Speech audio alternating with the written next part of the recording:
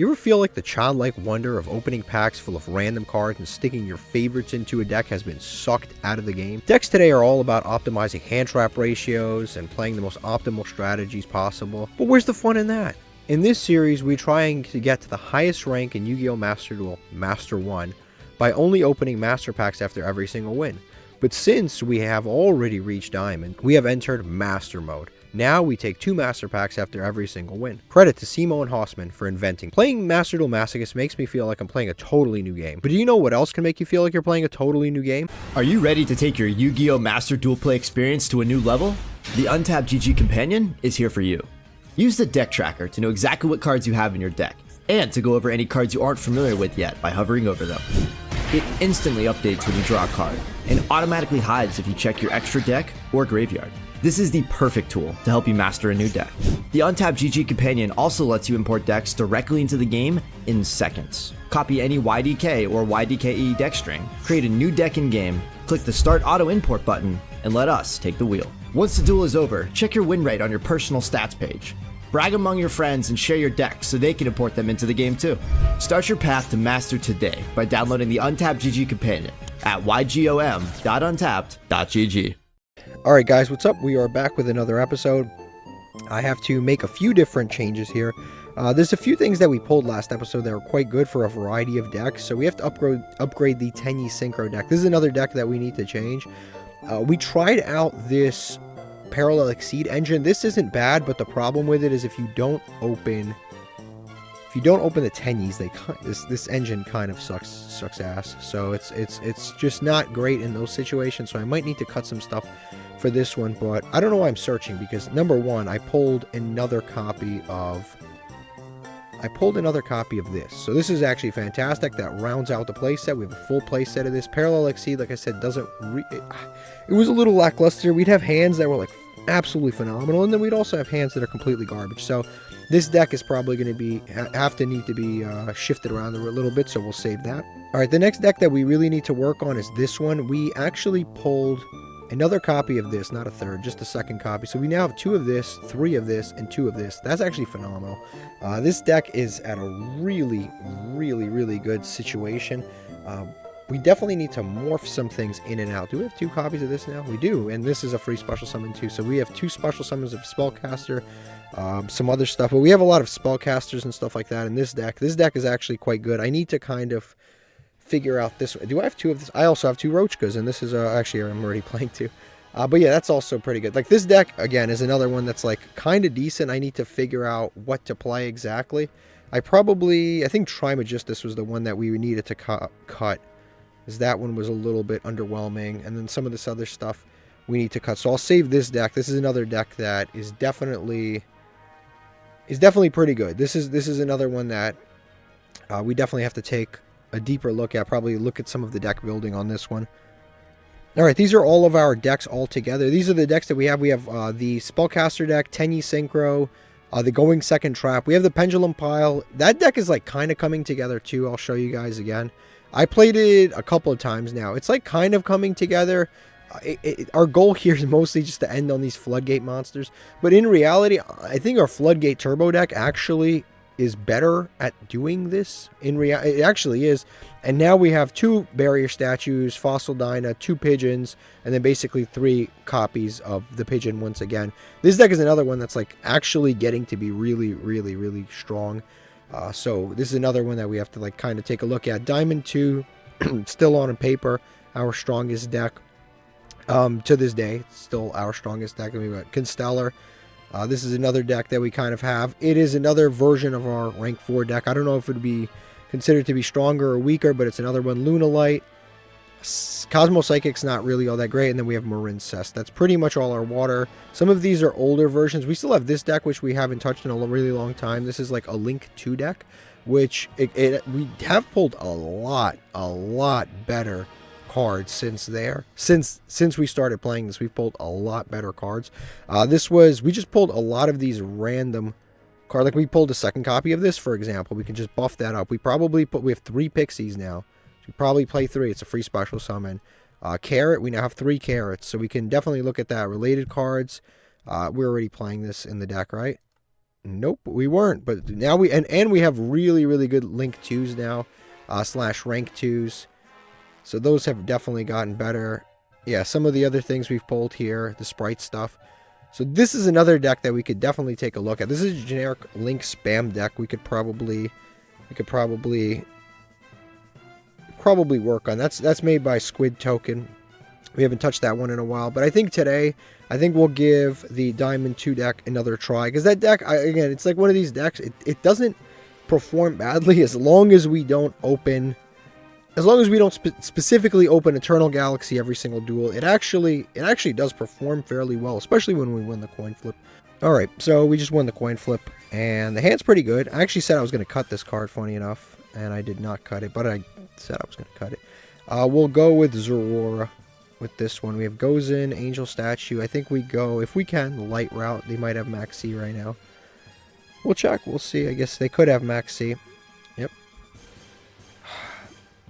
Honestly, I'm going to special summon twice, so I do want to Ash Blossom, because I would have to special summon this and then special summon the other guy. So it'd probably be, and they have Imperm. No way. But they have some other hand trap in their hand. I don't know what it is. But we'll activate this.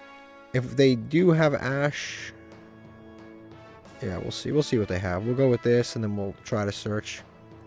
Yeah, we'll activate this. They should have already, if they were going to Imperm, they should have already Impermed. So we'll summon this out. And then we will activate this to search our follow-up. This engine's not too bad when we see it, actually, too. This is like the spellcaster engine in general. We got to take a look at those spellcasters. We might be able to play the spellcasters. I'm actually going to try to activate this to see if I can bait my opponent. We're going to do this. It's obviously not going to work. We're going to target itself. I'm going to see if I can bait him into using... Nope, didn't get to. Okay, so I was just hoping they would just like randomly click something. Okay, so we could go Risen, but again, going first, not knowing what they have with Gozen match, I think the best thing to do is the Galaxy Photon. I think Galaxy Photon, this route is probably the best in this situation. Actually, both routes really would have been decent under Gozen, because we have Endymion as follow-up, which is a water. But I think this is slightly better. Simply because we have the Angel Statue. Yep, so we'll go with this. Yes to hand. Yeah, the Angel Statue plus the Light Route plus follow-up search on lights is really not bad. So we'll set, and set. And honestly, this is not too bad. Did we play into Nibiru? I don't think we did. We summoned 3 times. Yeah, we did not play into Nibiru. And then we'll try to upgrade as soon as possible. Yeah, do we upgrade as soon as possible to act? Yeah, I think we upgrade as soon as possible. We always upgrade as soon as possible before something stupid happens. So we'll upgrade, summon this out. Technically, we could have... It's not like he's going to randomly imperm this card anyway. It's not like he's going to randomly imperm the other one that we had underneath here regardless. So he might as well just do this now. If he has imperm, he has imperm. We've played against this a million times, so we'll see what we do here. This isn't like a terrible board. We have decent follow-up. We have a floodgate. It varies when this card can be usable depending on what the matchup is, and then of course Angel Statue is pretty decent too. Angel Statue, and he's gonna scoop. I'd scoop too. This is very threatening. So phenomenal. I'll take that. All right, so we got some legacy tickets. Cool. This is what our opponent was playing. They were playing Kashtira, which, to be fair, I don't know what they had in their hand, but there's a chance they could have just bricked. So that's always possible. But there's a very good chance that we would have won that anyway, because Gozen match is amazing against Kashtira, especially with that follow-up. So like, let's say they summoned a Rise Heart to the field, we just flip it, done. They have nothing. This is the only, they're all different attributes: earth, fire, wind. They're all different attributes, and whatever, if they do activate a monster effect, we could just activate the effect of our monster to negate and destroy. So regardless, this actually probably would have been a win regardless, and I don't even know what they would have needed. Like, maybe talents, but I mean, that's about it. Yeah, we probably actually would have won this duel no matter what. Okay, time to take some master packs, and if you're wondering why we're taking 2, please refer to the intro. And we've got 2 master packs. Hopefully we pull something good. We've got a lot of engines that are just brewing. A bunch of different engines brewing right now. We've got a few different holos. Resonance Insect is another good pull. Ojama Blue is technically a 1 card. VWXYZ Armed Dragon, but I would need to pull a lot more stuff for that. We've got Watt Kingdom. It's actually not a bad card. I don't know if we have enough Watts. Foxy, I swear we've got like 90 of these. Deep Grave, a third copy. I will take that. That's actually been an MVP in the other MVP card in that other deck. We already have this, but might as well read it. Requires tuner, non-tuner, generic. Banish a synchro. No, level 6 in our deck of fish. Target a fish. Yeah, this is very fish related. Not anything to do with this. Uriah, Lord of Searing Flames, is actually kind of crazy in that trap deck. That's actually kind of like in that but I play a lot of normal traps. In a continuous trap deck, this would be a nice boss monster, actually. This is a really odd random card, but this card can actually be really, really good in a generic trap deck. I gotta figure out how much of the other... if I had 3 of this, I would definitely build a deck based around it. 1,000,000% I would build a deck based around this. But I gotta check out what support I have for the Sacred Beast. Deep Grave is pretty cool, though. I'll definitely take another copy of Deep Grave. That card has been... It's performed very, very well in that going second trap deck. It steals a card. It does a lot. I'll take it. Those are actually pretty decent pulls. I'm very happy with those. Those are very good. There's definitely usable cards. A lot of creative stuff that we can do with those random cards in there. Let's check what's in this pack. Hungry Burger, Mist Archfiend, Phantasm Spiral Battle. I'll take another one of those for... that direction if we potentially go in that direction. Megamorph and Secure Gardener. A lot of repeats, but I'll definitely take more of this.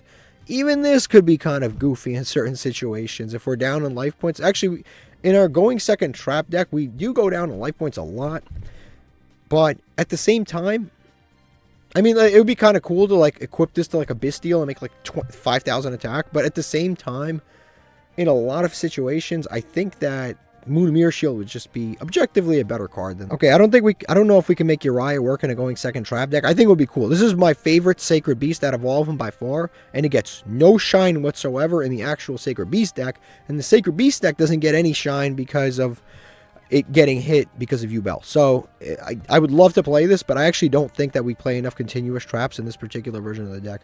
I'm going to increase this by 1 just temporarily. Again, I'm not even sure on the final build of this. We're in a card acquisition mode right now. Like I said, this card would be really cool because we do have a lot of cool continuous traps, especially trap monsters. The problem is, like I said, we have 1 copy of this, so it's a little unreliable to get to it. If we click to related cards, we have 1 copy of Beckoning Beast, which is really nice because that could search Uriah and stuff like that. And then we have Spirit Gates, which is basically 3 copies of this. So we have 2 of this, 2 of this, or 1 of this. So we can activate this, search this, or we can summon this, search this, and then use this to search Uriah. So essentially, we have a pretty nice engine right there. Chaos Core is kind of, it's kind of ass. This is cool because it could just summon Uriah from the deck. But I don't really have a way to summon this other than using the opening of the Spirit Gate. So I can normal summon this, search this, or I could just normal summon this, search this, tribute this because it gives you an extra normal summon. And then once I tribute this, I can special summon Uriah directly from the deck. But Uriah doesn't have any sort of special protections of any kind. He's just kind of there. And then we don't have Hyper Blaze to go with it. But we do have Awakening, but Awakening only gets its first effect here, which just makes us gain life points. It's not really enough. It might be something worth considering just because Uriah is just like a big ass monster, especially if you get a bunch of continuous cards. If I like Resolve Grass, we do have kind of, I don't know, maybe I'll delete probably a deck and I'll see what I can do, or maybe I'll buy some extra deck slots. But I think a continuous trap deck could be something that could be playable because we've played a lot of trap monsters over the course of this entire thing, so a trap monster deck might be kind of fun to play. I don't know how competitive it will be though. Okay, we just have won the coin flip again. This hand is iffy. We have right hand Shark, Zorora. I guess we go Zorora here. And we just activate the effect to search. Hopefully they maxi us. Whoa, almost ghost ogred myself. Activate this. Nope, can't use it. Don't have any spellcasters, but I can use Artemis. This is a card that kind of sucks that we didn't pull more of, is Zorora. I wish we pulled more of this card. This card's actually really good. It would make that other deck even better. The our spellcaster deck would actually be like a lot more competitive in a lot of different ways because this gives you recovery and it most importantly it gives you a tuner. When you have a tuner, you can very easily get into what's his name, I don't know where the guy went, but we can get into Emancipator Risen. Okay, they're playing probably Sky Strikers based on the cosmetics plus this. Never mind, Sublimation Knight. I mean, we have some stuff here. So you can equip a fire monster. Let me see this. Hold on. If this card is summoned, you can equip one fire warrior or Gemini monster as an equip card to this card. If you Ghost Ogre this, it's like the best thing you could possibly. Ghost Ogre is amazing on this. Ghost Ogre is amazing. Plus, they don't summon the little rat from hand. I think this is like the best possible thing that we can do. Literally, it couldn't get better. Ghost Ogre is like the perfect card against this card. If they manage to, yeah, this is like literally, and they don't get to equip. That was like, I had like the perfect out. I'm the guy who got the perfect out this time around. That was amazing. I'm very happy with that. And then we have these two just in case they extend to an assault. Wow. For once, I was the guy with the perfect out to the dumbest situation ever. I couldn't have had... There was no hand trap better than the one that I just drew. Imperm would have been worse because the monster would be on field and they can go into that mouse that summons when there's a fire warrior. Ash wouldn't have been as good because it wouldn't stop that it equips. Like, there wouldn't have been any Gamma. I had a monster on field. That was the best hand trap I could have possibly had in that situation. All right, here's what our opponent had. Like I said, they were... Oof, we dodged a bullet. We didn't dodge a bullet. We dodged a missile. We dodged a intercontinental ballistic missile. That's what we dodged. Jeez. Yeah, this is the guy I was talking about. Squeak Knight. They probably the Flint girl. Yeah, right here. Flint lady. No, but they had like Poplar and Mekanko. Yeah, you pop that monster and they just can't extend any further. They don't get any equips. They can't do anything else. We just really shut them down. And I don't even know what they thought we were playing. All right, we started off today playing against a bunch of quitters, but we don't care. That's a good thing. Listen, after last episode was like going through purgatory. It was like terrible. It was like bricking and fighting and suffering. And this episode we started off a little easy here, which is nice. We got Rocket Hermos.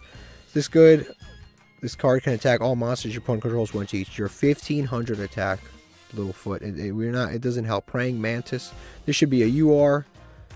Oof. This is a Link 3. It's not bad. If this card is special summon, target one effect monster, negate its effects. This is generic. No, zombies. Some of these cards, I swear, they make them URs. This could have been a common. Nobody would have used it. Common or, like, banish card from the graveyard. Special summon a zombie synchro monster that was banished or in your grave. That effect's actually not bad. It doesn't even have to be properly summoned for that. So we can actually send it to the graveyard with Dogmatica Punishment, banish it, and then summon a zombie synchro. I don't know how that would ever work out, but that's actually not bad. Now that I'm looking at it, that actually wouldn't even be bad in an Eldritch deck if you could possibly get that going somehow. Either I might play this in my my Zombie World deck, honestly. I never read this card. This effect's actually not bad. Banished or one that's in your graveyard. Yeah, this is actually not a terrible card, honestly. I might have to... The only thing, it's a UR, so I have to craft it on my main account. Yeah, this is... They have another UR, too. I think we actually have it. We have the Link 4, too, in this archetype, but we don't have enough zombies to really utilize that properly. But that's not a bad card. Like, once I read it, it's not a bad card, just doesn't really serve any of our purposes. And a UR is kind of an outrageous... That is an SR at best, honestly. That is an SR at best. We've got Grand Neos. I would love to summon that, but I can't. This is pretty good. This is pretty good, actually, if we get enough of those. Cubic Ascension, that's our third copy. That's amazing. Super Quantum. Dust Flame. Treacherous Trap Hole is amazing. In a deck with no trap cards, that's amazing. This is the kind of thing that we can perhaps play in maybe the Tenyi deck. If I can convert that Tenyi deck, take out all the trap cards, just play nothing but hand traps, we can play Treacherous Trap Hole. Treacherous Trap Hole is a card I used to play for years because there was a point in Yu-Gi-Oh! Where trap cards really actually just sucked for a really long time. And I used to play a lot of different decks where I just didn't even use trap cards, and that was actually a really good card. This rank up's pretty good, actually. It's a raid reactive. Wow, our pulls have been like really good today. These have actually been like really good. Let's see what this is. Except for that. Well, actually, that's not even bad, too. You can add a live twin monster from your deck to your hand. That's actually not bad. Right on activation. A live twin is a little girl, right? Yeah. And then it burns your opponent, stuff like that. It's not bad, because we were just talking about that today. We have a decent amount of Link 2s, Rank 2s, that actually aren't bad. And we have the sprites, too, like that we pulled a few of. No, these pulls today have actually been like good. Like they're like filling little areas in all of our different decks, which is nice. Cubic Ascension, a third one, is really beautiful. I'm so happy I pulled that because it makes it so much more likely that we'll put it in the graveyard. So that's like really nice. And then Treasures, like I said, Treasure Trap Hole is a conversation. I don't know what deck it would even be played in, but this is like one of those cards that's like an old staple from like years and years ago. Okay, before I forget, I should probably update the Cubic Ascension to 3. This deck, like I said, I think next time I try it, I'm going to play it as a 60 card deck because we have grass. I'm probably going to cut like Pharaonic Advent and a few other things out of this deck. Maybe even like Reckless Greed because that's bricked this a few times.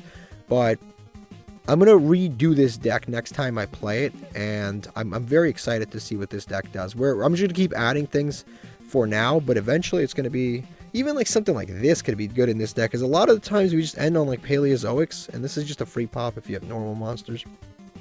It's actually not bad. Maybe one day we'll even mix it with other stuff. Like I said, Treasure Trap Hole. I don't know if we have a home for this card right now in any of these decks. Because a lot of the decks that we play have trap cards. If we build a deck that doesn't really rock any trap cards, I mean, maybe our Cosmo, Psychic, this deck actually could use it. Now, yeah, this deck could probably use it.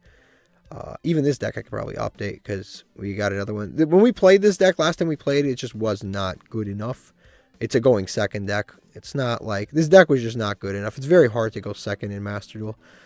But, yeah, unless you're playing the Strap deck, it's very hard to go second. Okay, so we just won the coin flip. This is a great hand. This is a great hand. This is a great hand. They probably have Maxi. Yep. This is a great hand, though. Like, I'm not even...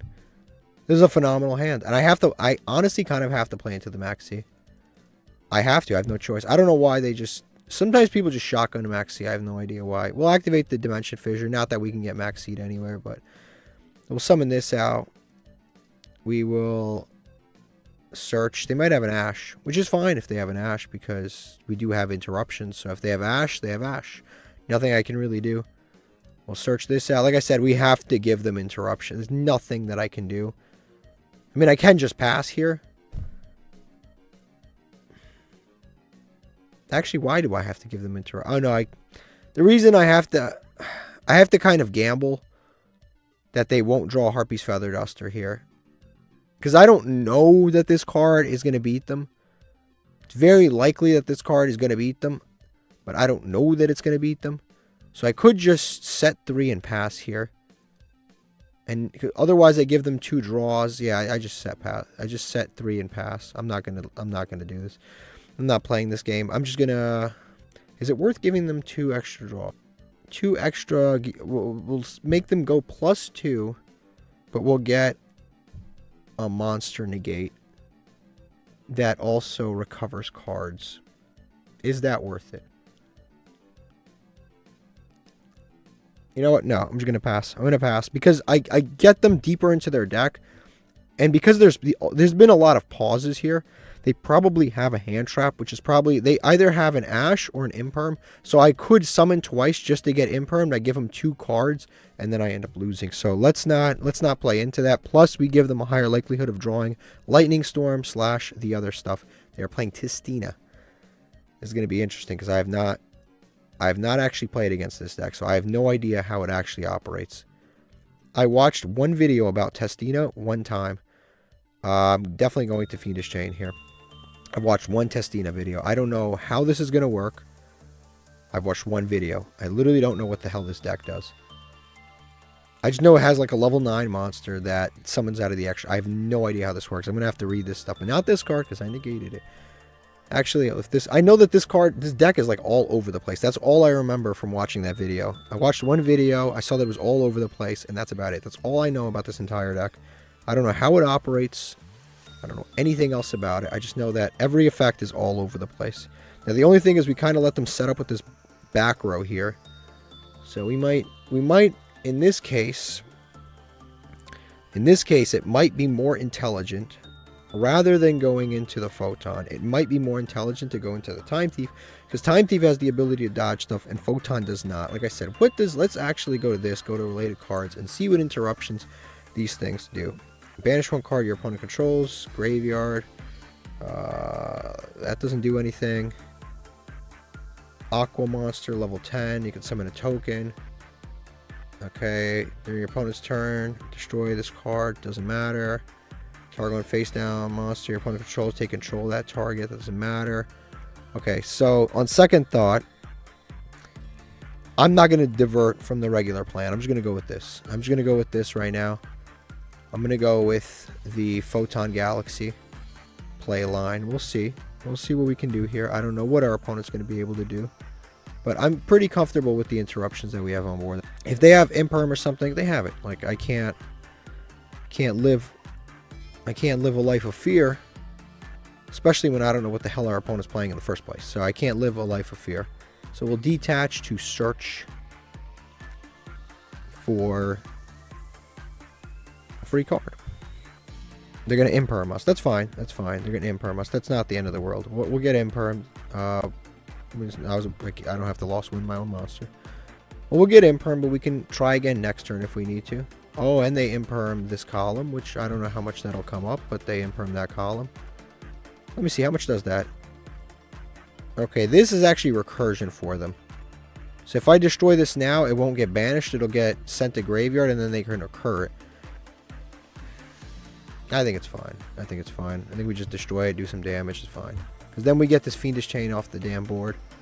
We want the Fiendish Chain gone, because then we can like set more stuff, and it's better for us. So yeah, they can technically recur it, but then we have Solemn Judgment and Lost Wind and stuff like that. So we have other interruptions. Next turn we have something else to do. We have plenty of other things we can do. End phase, wonderful. My favorite phase on my opponent's turn, the end phase. All right, let's try. Yeah, I think I played this. I think I played this right. We'll activate this. We probably should have activated this to bait a little bit. Well, we'll see if they have an interruption. If they do, they don't. Ash. Okay, it's fine. It's whatever. I don't know if they would have. I don't know if reinforcements of the army would have tricked this person anyway. You seem to have a lot of hand traps, but it's fine. Yeah, I don't think this reinforcements of the army would have made a difference. It's not like they would have ashed this. They could technically imperm and negate this column. Yeah, that animation's kind of underwhelming. I'm not gonna lie. I guess because this can't add from graveyard. Not that we have it in graveyard anyway, but yeah, from your deck. Okay, so I think we just add Advancer. And then he's a free special summon / he's a free normal summon, honestly. It doesn't even matter. Normal summons complete my daily, so I'll just go with the normal summon. And he's 25 because he gets boosted by 1,000 plus another 500. And we'll just attack again twice. This is the first time I think he's been negated twice, and it's like he's prevented us from doing that effect twice. Well, we've got him on a little clock, right? He has one more turn. He has one more turn, and he's got, what does he have? Gores? What's going on out there? So we'll attack over this, and we'll just end on this. This isn't too bad. We've got whatever he draws. We have a Judgment for, Needle Sealing, Lost Wind. Shit's looking pretty good right now. Shit's looking pretty good. We'll see what it is. Okay, he's going to summon out this card. Okay. I'm going to be honest with you. This might seem a little dramatic, but I think we Solemn Judgment this thing. If we Solemn Judgment this thing, he can't bring back this thing. I don't know what else he can really do here. Or I could just wait. I don't really know what the deck does. I don't want to do something stupid and lose, but like, is this thing doing anything? Either of these? Targo and Testina monster. Yeah, this lets him add by destroying something. So you can destroy this and then add. You know what? I'm just going to Judgment this. I'm going to Judgment this because it shuts off the graveyard guy, and it shuts off the destroying and searching, and it shuts off a lot. So I'm just going to destroy this. It gets banished. He doesn't get to summon the one. And then if he has anything crazy, we lost win. And they scoops. Yeah, okay. That was perfectly. That looked like a great choke point to me. It was kind of on the fly. I don't think I ever have to learn Testina because no one's ever played. That guy's a pioneer. He's an absolute. I've never seen anybody play that deck. That guy's the first person to play that deck. And from what I saw, not very well. All right, we ranked up. Please, somebody let me know if Testina can do anything. I've never actually, like I said, I watched a video on it. It looked like it was all over the place. I looked at it. I was like, one thing destroys. Some stuff needs things to be face down. What the hell's going on in this deck? I don't know what the hell the deck does. Let me know if you guys know what that deck does. We're in Platinum 2. All right, here's what our opponent is playing. Again, let me know. Is this guy cooking or not? He's got Nulmeria plus Testina. 2 archetypes that almost no one plays at all mixed into one deck. And then the hand trap ratios are goofy. Unshockingly. Winged Dragon of Raw Sphere mode. This guy lost because he's playing some of the goofiest combination of cards. He's like one of everything here. Why not? You got a Pot of Acquisitiveness, a Nibiru, but only one, 50 cards. Maybe the deck has a competitive version, but I did not see it today. Okay, let's open up some Master Packs. Our wins today have been pretty good. We've either completely scared our opponents off, or we've just had a clean win, like the one just now. We found a choke point, we found what to do, we played it pretty well on the fly. All pretty good things. All pretty good things. It's been a nice little comeback day for today. A lot of URs, not that they've been usable. Vampire Lore. This guy used to be really, really cool. This is one of those cards in old Yu-Gi-Oh! That's like, everybody remembers him as being that good, but he's really not actually that good. But he looks cool, and like we all think he's good. Pit Knight Philly. Is this? I remember this being good, but I don't remember.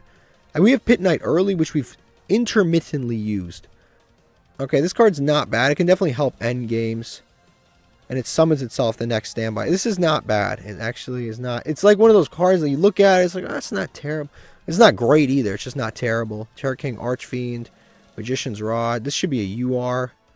Selene is pretty good. I don't know what the hell we'd make with it, but damn, that's a good-ass card. Okay, so first of all, we have Endymion, and while Endymion's on the field, your opponent cannot target this card for attacks. I don't know why that would matter. Places spell counters, which isn't bad. And then we can remove 3 spell counters, special summon a spellcaster. Hand or graveyard in defense position. That's not, like, it's all good effects. What link 4s do we have that we could do? We don't have access code, do we? No. We would have been using it. We don't have access code. But this seems like a decent card to perhaps go into in the spellcaster deck. I don't know. It seems like it could be good.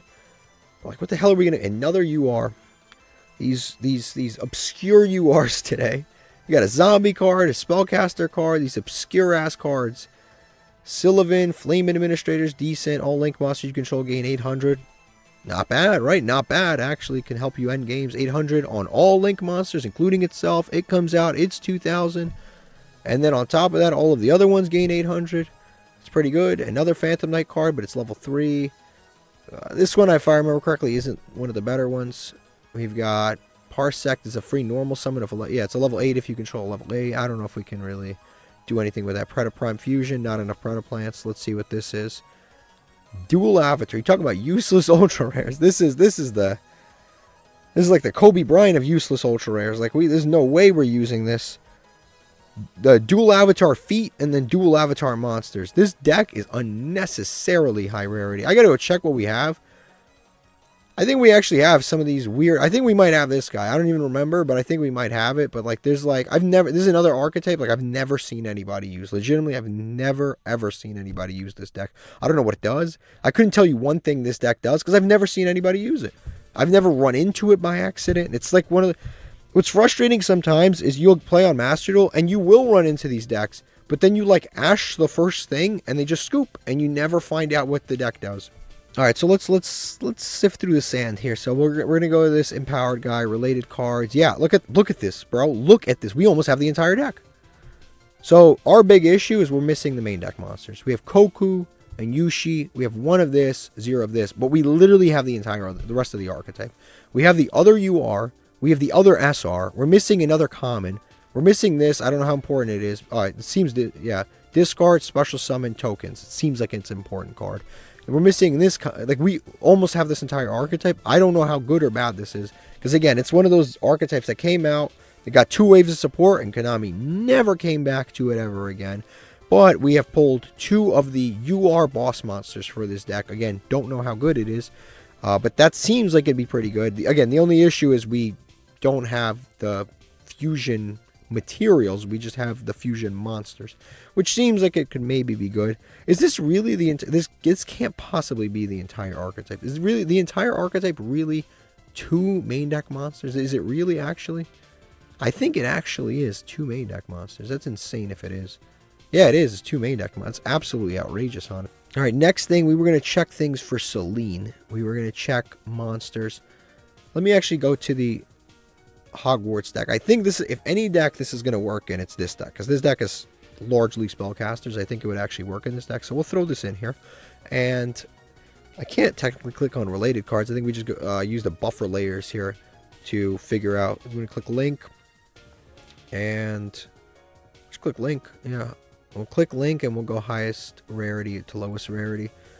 Take off the ones we don't have. Okay, here's what we have to summon into. We can make Firewall. Can't really do much with that. I can make Firewall Singularity. 3+ effect monsters. Can't really do anything with that. It's a link 6. Can't do anything with that. This requires 3 monsters. This requires 3 monsters if I remember. Crusadia Avermax. Okay, so here's what I can do. Here's my I have a little idea here. So we can, if we can get to a level 3 in this deck, like 3 spellcasters. Well, it doesn't have to be 3 spellcasters. 2 monsters, including spellcasters. So we can summon this, activate the effect to bring back any of the Endymion or any of the Magistus monsters, turn that into the Link 1, and then with that Link 1, we can go into Crusadia Avermax. So technically 3 monsters in this deck is a Crusadia Avermax. It's not bad. It's not, and especially considering the fact that really we're just giving up extra deck slots, not main deck slots. That's actually honestly not even that bad. And as far as other stuff goes, yeah, we have 2 of this. This is a UR. This is what I was talking about earlier. We have 2 of this. There's only, I think, a handful of URs in this archetype, and we have both of them. Yep. Well, there's a lot of Synchro monsters, too. I don't know where they are. No. There's 3 URs in this entire deck, and we have 2 copies of one of them and 1 copy of the other. Oh, and this card's actually Ghost Meets Girl, the one that like stops your opponent from summoning or something like that. This is actually really good, too, but I don't think we could really pull that off anyway. But this is what we have in terms of the URs that we can use. We have the Altergeist one. Can't, no, it's spellcasters. I mean, it's Altergeist monsters only. Yeah, the only thing that we have that we could potentially utilize here is a Crusadia Mech Knight Avermax.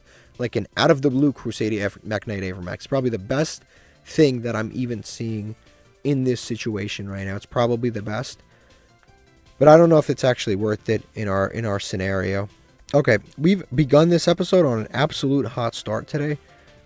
There's a little bit of a bricking situation going on in this current hand, but honestly, I'm not even mad. We've won 3 coin flips and we've drawn 3 good hands. Like, this might have come to an end. Okay, well, you don't want to negate this field spell. You want to negate the flower. The little flower lotus. The flower that is, for some reason, a fiend. That we have to negate that. That's the card that you want to ash 100% in this deck. So hopefully they go into that. We ash them and they scoop. That would be like the best case scenario. We make them rage quit. That would be like the best. They would just go, oh my, they always have it. That's what we would want. So they're going to destroy, and that's going to allow them to summon a Yubel. Ooh, actually, that's not a bad ash actually. Special summon a Yubel. Because then we get. This is both a good ash and a bad ash. The thing is, if I wait too long, it's very possible that he could just go into the Spirit of Yubel, not this Spirit of Yubel. He could just go into this one, Phantom of Yubel. And if he goes into Phantom of Yubel, I'm just cooked, because then he could just block my ash anyway.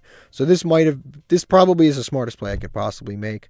Like I said, I should be saving it for the level 1 monster. In theory, I should be saving it for the level 1 monster, but sometimes things don't. You can't always rely on something like that. If I had 2 hand traps, I definitely would have done that differently. See, this is another card that's decent. That would have been another card that's half decent. So he's going to do this now, but now I don't really have any monster effects anyway. That would have been another decent card to do it too. So I actually played that out correctly. This is actually a pretty decent card to do it against too. But now he's got 2 normal summons. I think we're actually kind of cooked now. The best case scenario for us is if our opponent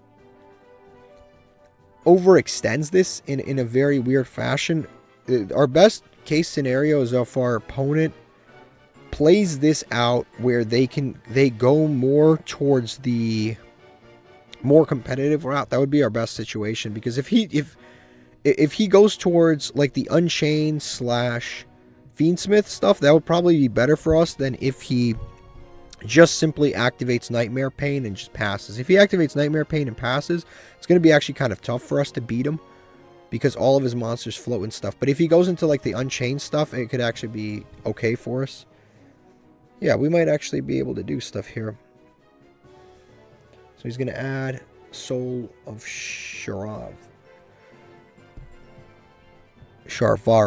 Soul of Sharvara. This is another card that we weirdly have pulled too. Like, we have pulled this card. We have so many different directions that we can go in so many different decks. And we're always like 3 cards short in like every archetype. It's actually kind of crazy. We're like every archetype. It's like, damn, if only we had this, this, and this, we'd have a full deck. But then I guess it wouldn't be a challenge, right? Bestial Druis Worm, Royal Rare. It's a nice looking Royal Rare. That's another card that's like, this card's kind of outrageous. It's really good because it's a disruption. It's like a 2 times disruption. And it's a big ass monster. That would be a nice pull too. It's only a super rare. Yeah, this card is like a twice disruption. Number 1, it disrupts by banishing. Number 2, it sends. Number 3, it does the other nonsense. So it's like a 3-time disruption. It's actually a really good card. This guy's another disruption too. You can target a special summon monster. And yeah, I can target a special summon monster. Okay, so okay, weirdly enough, if we special summon a monster, it's probably the worst thing that we could possibly do if we special summon a monster, because then he can just link our monster away. So I think we just summon Endymion, and then we activate its effect to equip. He could use Phantom of Yubel. If he uses Phantom of Yubel, then we just set to and pass. Yeah, I wasn't going to do any of this. That's good. I literally locked myself out of special summoning the second I did that. So we're going to activate this effect. And again, hopefully he just lets us. We're going to target itself, because nothing on this card tells you what it actually does. It's like, it just tells you what it, other stuff, but it doesn't tell you what it actually does. So we equip to that. We go to battle phase. And now we just run over this. Unless he can float too, because he can float with the Yama, and he has the trap card too face down. So he definitely can float. But it's not like I have a choice. I'm not going to play into Max C, and I also don't want to do all of this. So he can destroy both. Again, that's fine. That's fine. He's going to destroy both. The only issue is that he's going to have the graveyard effects there of the Yama. This matchup was never going to be easy. No one ever thought it was going to be easy. Yep, he's going to target that. Special summon it back. Again, I can't. Also, I'm under Max C. This was never going to be an easy matchup. Never. It just wasn't going to happen. He's got the monster substitution, and he's got the floating to add back. Yeah, he's going to add back a fiend, and he's going to be able to summon this guy out. And this guy's still in interrupt. So we go main phase 2. Again, we haven't really special summoned anything. We'll go Lost Wind, Fiendish Chain, and we'll just pass on this. We'll pass on this. This card's a problem. Phantom of Yubel's a problem. We're going to have to deal with this problem at some point. That card's definitely a problem. So he's going to activate this. To be honest with you, there's no point to even try to interrupt this, because even if I try to interrupt it, the opening of the Spirit Gates will just give him another monster anyway by just discarding. It really doesn't matter. This is pointless to even interrupt. There's no reason to even interrupt it. He can activate this, search another one, and that's fine. There's no reason to even interrupt. And then he can just double normal summon. I am just going to save these 2 interruptions for whatever the hell he decides to actually end up summoning. That's what I'm going to save it for. So if he goes into like a Link 4 right now, that's where we stop. We don't have to stop here. These are all 0, 0, 0, 0, 0. They're not doing any damage. They really don't actually matter. Closed Moon. This is the kind of thing that we negate. It's a kind of... Actually, no. This is not the kind of thing that we negate.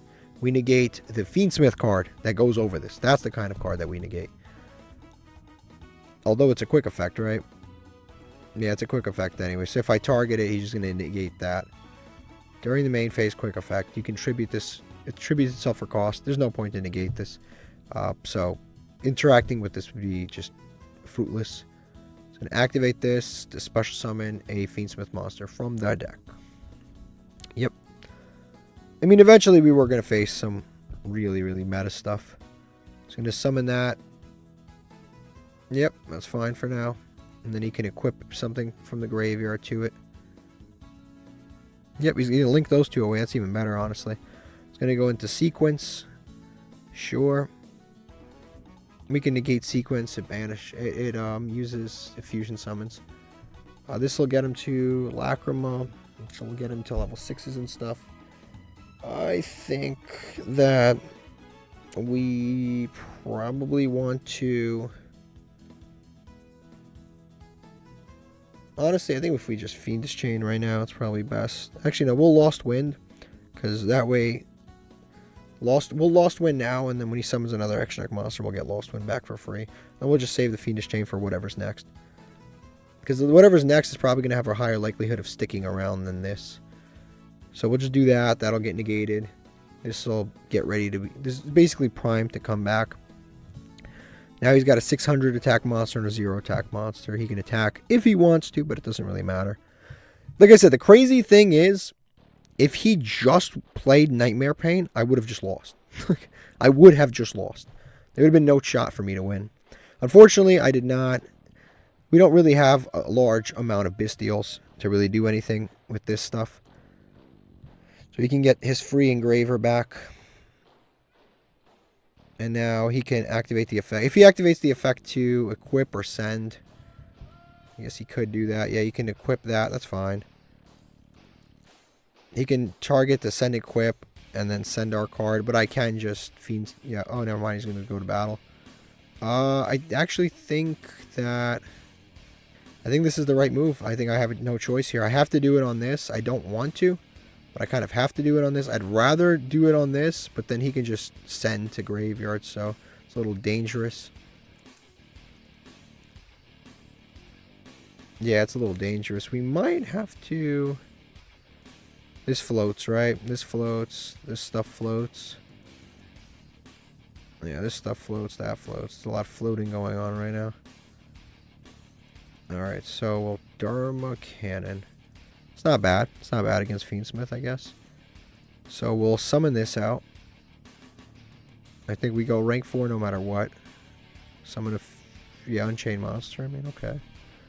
You can summon a... Oh, I forgot it was that one. Oof.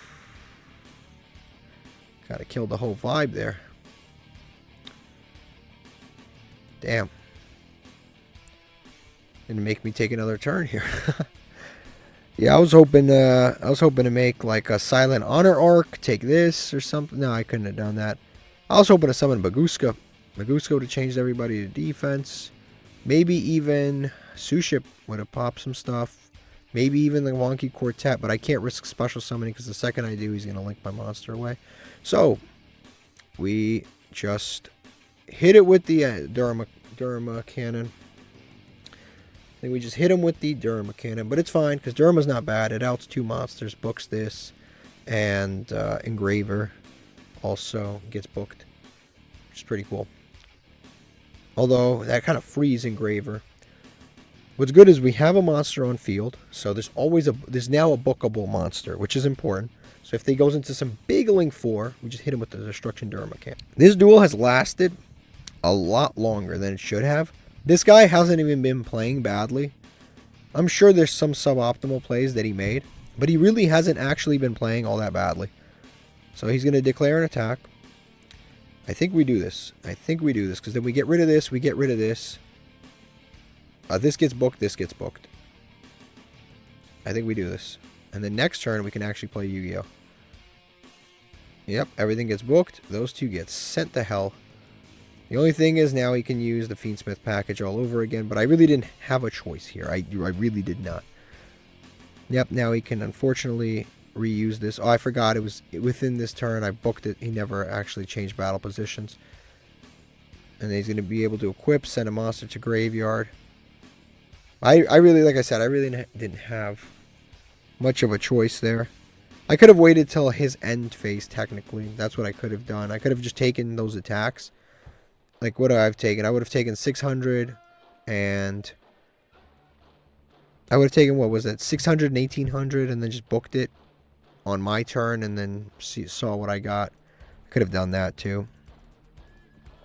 And then I would have lost my monster. End phase, okay, that's fine. What's crazy is he still hasn't summoned from the extra deck. Ring of Destruction, that's pretty cool. I guess we can just out this Fiendsmith Engraver. Set that. There's no point to even summon that.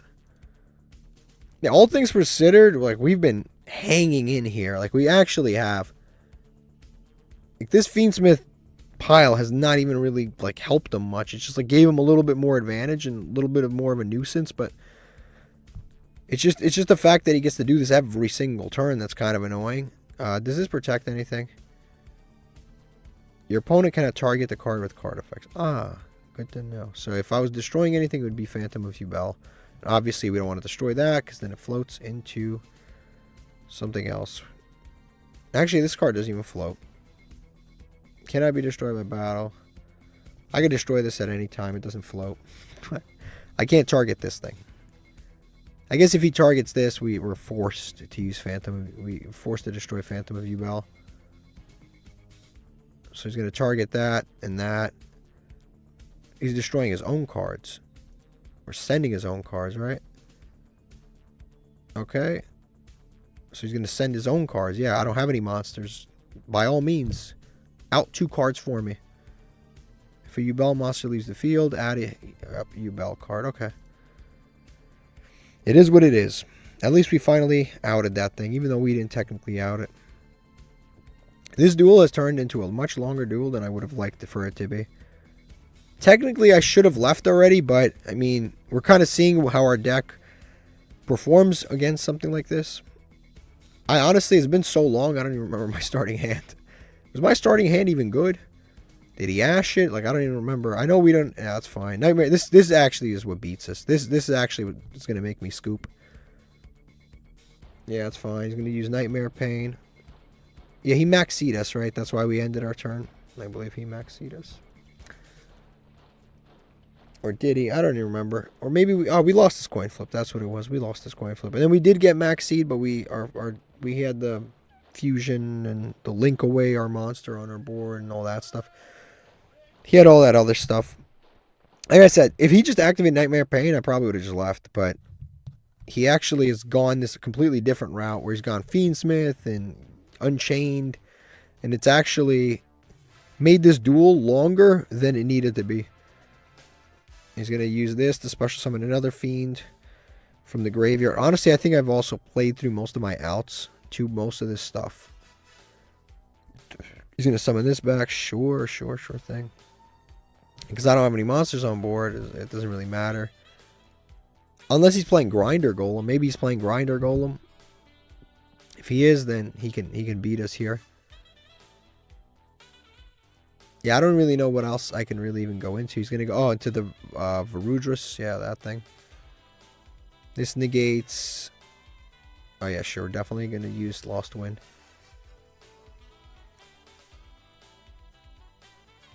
Yep. Just set that back. I can destroy a card on the field. And he destroys. This card is really actually, like, kind of good. This is the best generic rank 10 that they've ever come out with. This card is, like, super good generically. It has a negate. It has a destruction after the negate. With a damage step. If it attacks, you can destroy a card. And then if it's destroyed, you can destroy another card. This card can negate and destroy 3 cards in 1 turn. This card is really, really good. Just a lot of potential to accomplish a lot. A very good card. And it's like kind of fair too, because they're level 10 monsters. They're not usually easy to summon. Like, I know this is Yubel and they just come out like water out of your sink, but like usually level 10 monsters are not that easy to summon. So if you're playing like Sacred Beasts, they're level 10s. God cards, they're level 10s. Rank 10 trains, they're level 10s. So usually the level 10s are not that easy to summon. I'm going to go into Closed Moon thing. I mean, at this point, which I'm going to go into another Requiem. Yeah, he's going to target that, shuffle it back. I don't even know really what we're accomplishing at this point. Plus, he has a negate, so it's like I can do much about this. Okay, honestly, I think we're just kind of sitting through the inevitable at this point. We have 1 interruption and 1 follow-up, and then we have Sparer. He's going to fusion summon. Again, he has a negate for like this. I don't think I'm sitting through kind of an unrealistic situation. I don't think there's much that I can really do here. I think that Yubel stuff just really checked us well the entire game. Okay, we just won the coin flip, and the hand is pretty good, actually. Pretty good. We've got Ascended Sage. Don't tell me they have a Maxi again. Okay, maybe they still do have a maxi, but we haven't seen it. What do we have in this hand? We have Battling Boxer, Galaxy Summoner, the Sage. Okay, well, what can we make here? We can go Zorora, which can special summon Galaxy Summoner. I think no matter what, we end on 3 monsters here. No matter what, we either end on 2 to 3 monsters with Ghost Ogre. So we can go Battling Boxer, Search, and that commits the least amount of anything to any of this stuff. Then we can save the rest for follow-up. I think that's the best way to do it, unless I'm missing something. Because we can go Zorora and then special this, but then we can't go into this. We can go normal Zorora, special this, activate, special summon. Then again, we have 3 monsters. 3 monsters doesn't do enough. Battling Boxer is 2 monsters. Plus this. Again, it's not really enough. So no matter what, we're ending on 3 monsters, no matter what the combination of cards that we're using. So I think actually the 1 card combo is the best. I think we go with this. And if this gets ashed, then we just hit him with the Ascended Sage. Plus this loses our battle phase. Maxi. You would never know that card got semi-limited because we play against it virtually every single duel. You would never know. We're going to go with this. You would never know. You really wouldn't. We're going to go with this. I don't think I have a choice. I kind of have to play into... The last time I had trap cards, this time I have nothing. So I kind of have to play into this. And I think in this case, I think we have to go into the floodgate. I don't think that the Photon Lord is enough because he's just 1 negate and I'm giving him 2 cards. So while I gave him 2 cards, sometimes the best thing that you could possibly have is just hopefully this floodgate sticks. That's the best case scenario, that they don't have an impermanent, this floodgate sticks. If it sticks, we're good. If it doesn't stick, then we probably have lost this duel. But unfortunately, this is what we have to kind of end on. It was very monster heavy, but plus they had Maxi, but on top of that, every combination ended on 3 monsters regardless. So in 3 monsters simply was not enough to win this duel. His 3 monsters doesn't get us anywhere. Unless we were playing Celine, but then again, that wouldn't have been good. Because then I would have given him even more draws. Okay, he's going to set cards in his Pendulum Zone, so at least we know he's not playing Pendulums. He's setting an awful lot of cards here. Again, I gave him some draws, and I'm very regretful about that. Especially with the fact that he's setting. So you do not want to give a bunch of draws to a trap deck. It's generally not something that you want to do. We pay the cost on this. We do not have any special summons whatsoever in our hand. I have no idea what my opponent's playing. I have no idea what my opponent's playing. But I think we just go Zorora. Oof, almost had a little disaster there. I don't think that this Baguska is doing anything right now. I don't actually know how much this Baguska is doing. I don't know if he's playing a back row deck. I don't know if he's playing a front row deck. I really don't know what he's playing. So I'm going to go to change it to attack mode. I'm going to summon out Zorora. Because right now, I think the best thing that we could possibly make is probably a Dragite. I think that's the best case scenario. Because Dragite will help us negate stuff. Not only Dragite, but we can get back row removal with this card. Which would be really nice. Because we can get the Xyab monster. We can get the Xyab monster linked, equipped to it, which is a back row out. And then on top of that, Dragite, which is another back row out. He's playing Sky Strikers, okay. He's no spells in graveyard, so he's just straight up negating. Yep, Dragite is the move. Ooh, but we don't have any waters in possession. We don't have any waters, though. Dragite was the move. Dragite was definitely the move. Okay, I think we should go to battle phase then. Dragite was definitely the move. But unfortunately, we need like a Shathana in graveyard to even do anything about that. So we'll hit him with these 2. And we've got the Ghost Ogre as follow-up. Ghost Ogre against Sky Strikers. I don't want to say it's useless. But the only thing that Ghost Ogre really does is it stops... Doesn't stop the field spell. It stops the one that stops me from chaining to stuff. He can do this. He has how many spells? He's just banishing, just to banish. Okay. He's just trying to fill his graveyard with spells right now. It stops the mobilize, whatever, this one. This one right here. It's the only one it stops. Hornet drones. Actually, you know what? This against the Kagari, that might not be too bad. So if he makes Kagari here and we just pop the Kagari doesn't float because he doesn't have Array in graveyard. So that again might be the move right now. So if he makes Kagari, we pop the Kagari off the Ogre. He has nothing to really follow up into. He's gonna go Hayate. You can't Ghost Ogre Hayate, unfortunately. But we can, again, Ghost Ogre the follow-up monster, so at least that's good. So he's probably going to send Engage off the Hayate. There's nothing I can do about that. Yeah, this Bagooska was doing nothing anyway. Like, it does nothing. In this matchup, Bagooska's useless in this matchup. It literally is, because it's just like, okay, it changes Ray to defense. It stops them from OTKing you, I guess, but then they can just Widow Anchor. I can't stop this because it's in the damage step. Technically, it's in damage calc. They're going to send... Oh, Array. Oof. Now I can't even Ghost Ogre. Because now that they have Ray, Ghost Ogre's pointless. And they had that. I almost forgot. This was idiotic on my part. We're playing a Sky Striker player. They always have everything anyway. So it doesn't actually matter. I'm like planning. I'm like thinking logically. Oh, they won't have it. No, it's Sky Striker on Master Duel. They have everything anyway.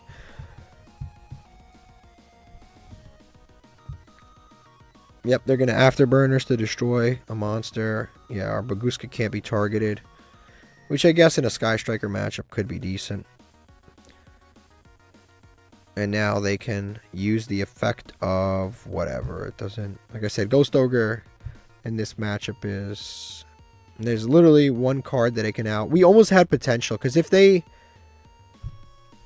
had summoned, like, if they didn't draw perfectly and they just simply summoned the Kagari, which is about to come out. If they just simply summoned Kagari and they targeted like Hornet drones in graveyard, we could have just popped it and then that would have been decent. Add back Engage. Again, there's no point. If I do that, they just not only do they get their card back, but they also just get to float into Ray, and then Ray just does this all over. It doesn't accomplish anything. Yep. Mobilize Engage. I've said this from day one. Sky Strikers is probably one of the worst matchups you could have in a Masochist deck. If you're playing Masochist, any kind of stun deck, any deck that relies on spells and traps or field spells or continuous spells, any sort of control deck, it's just Sky Strikers are an absolutely terrible matchup. And this guy didn't even go into Shizuku. He just didn't even care. This is just, like, it's usually a good card, but against Sky Strikers, it's doing nothing. So we'll detach, sure. I think we never got a chance to get into our Galaxy package, unfortunately. Yeah, I think we just summon this out. I think we just go to battle phase, honestly. Because this still can't be targeted. I'm going to target that. Ugh. It makes our monsters equal. Maybe I should have just went to battle phase and attacked. Even if I attacked over it, he would have floated anyway. We just set this. And pass. I mean, there's nothing else I could really do. If I crash, he floats. If I crash, he floats. Like, what am I going to do? And then he has Ray, and then he can quick effect. Go into Kagari on my turn. Shizuku. Search. Not much I could do there. Rose, yep. Alright, he's going to go into Zeke. Zeke banishes a card.